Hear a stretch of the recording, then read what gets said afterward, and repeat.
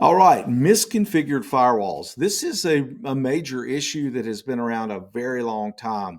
So much so that a major company that collects data on the information technology industry called Gartner released a report. This has probably been 5 years ago, and they said 99% of firewall breaches will be caused by misconfiguration of the basically IT guy.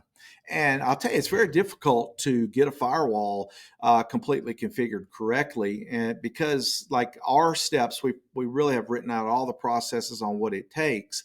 And there's over 150 different things you need to do to a firewall to have it properly configured, or what the manufacturer might call best practice. Well, let's just say there's 100 things and you miss three. That's a 97, baby. That's an A plus, right? Well, if those one of those three things was a major component where the bad actor could get into your network, you actually failed.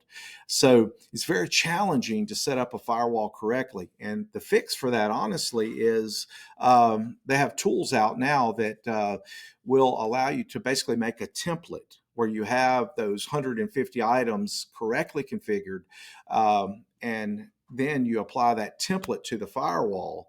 And the beauty of it is if that firewall has any configuration changes, it basically alerts you, or it puts a ticket into the system so that it can be viewed.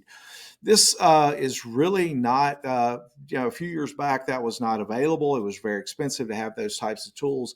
Now that is, I would say, readily available.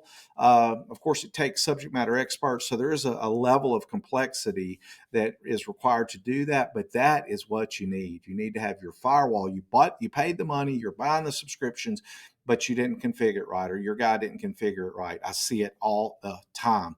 And so you've got to have some system in order to, to get above that. And there are systems available. I'd be happy to talk to somebody about that, to look at it. And then once you have it set up correctly, you just patch it, you run the firmware updates, you make sure you have a backup of it, and you let it rock on, baby, protecting you.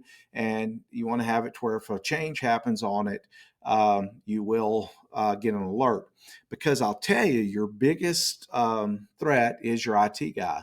Because IT guys are all about, let's make it happen, let's make it work, uptime. I can't have a moment of downtime. I'm so frustrated when I can't get to that website or this or that. So they'll go in there and they'll turn things off, and they'll forget to turn them back on, or go back and figure out where the real issue was, leaving you vulnerable.